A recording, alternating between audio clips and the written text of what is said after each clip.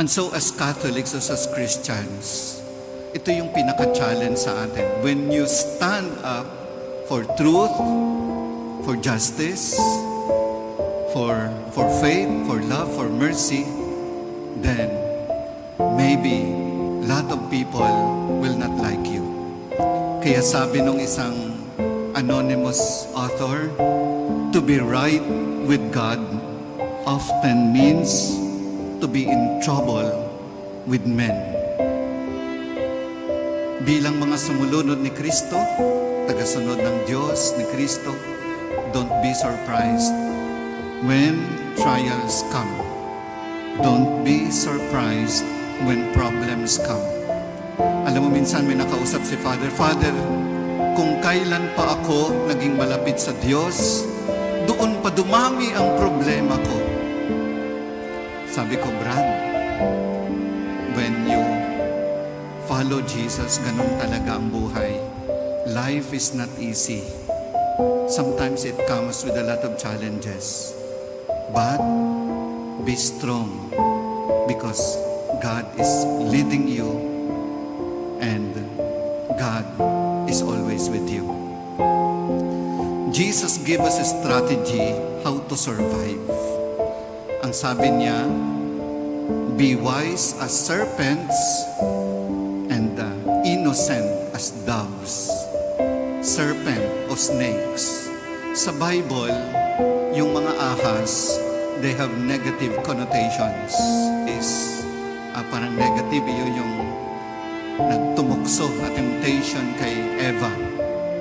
Pero in ancient culture, serpents o snakes, ang kanilang attitude is they're very alert, cautious. Ang hirap mo mahawakan o hirap mo makuha. Pero sabi nga, they're always careful and always sensing in danger. Parang as if Jesus was saying, a disciple must be also like serpent, careful, cautious, and vigilant. We should be wise in speaking the message of Christ. Kaya nga, yung wisdom like serpent o serpent like wisdom help us to understand people's motives. Kapag sa Tagalog, yung shrewdness, tuso, yung parang maging maalam, matalino ka dapat kasi you could not be easily deceived. The second strategy is innocent as doves. Yung mga salampati, they symbolize purity, they symbolize gentleness, or they symbolize kindness. So as disciple of the Lord, our motive should be rooted in love. Kaparehas din ng isang salampati dapat, like a follower of the Lord, we should be of clean heart. Dapat malinis ang puso ng isang taong sumusunod kay Jesus.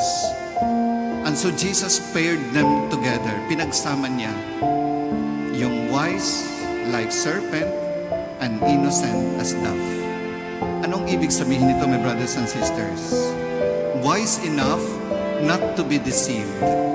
Dapat maging matalino para hindi ka rin maisahan. Or pure ikaw not to deceive others. May kabutihan na hindi ka makapanglalamang sa ibang tao. Or maging matalino para hindi ikaw makapaglinlang sa ibang tao. Pagsamahin mo ito, it should be rooted in love. Kaya my brothers and sisters, sabi nga, wisdom without goodness becomes manipulation. Ang katalinuhan na walang kabutihan, isang pagmamanipula sa isang tao. Very dangerous. Dapat ang katalinuhan would always be with goodness. Pero ang kabutihan na wala ring talino, weakness. Pero pag pinagsama mo, then you become a reflection of Christ. And my brothers and sisters, as we celebrate today Saint Benedict, si Saint Benedict, he withdrew wisely yung panahon kung saan may social and political decay. The Roman Empire just crumbled. So what he did, sabi niya, pumunta na lang siya sa isang cave, and then he lived a life of silence, of prayer, and also of listening to God. And then he dedicated himself to a rule of life.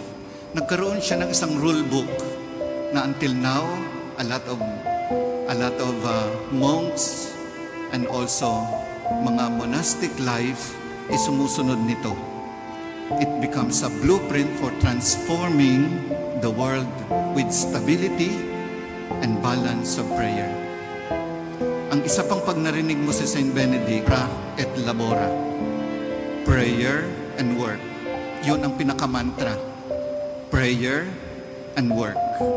Pinagsama rin niya ito in order for us, para sa mga disciples ni Saint Benedict, that they would have stability in life, balance of prayer, and also of labor. And so today, as we celebrate this Holy Eucharist, let us ask the Lord to make us wise enough to see the dangers of the world. Maging matalino para makita natin kung saan patungo ang kalooban ng Panginoon. And secondly, to make us pure. Gawin tayong malinis ang puso para mahalin din natin ang minahal ng Diyos.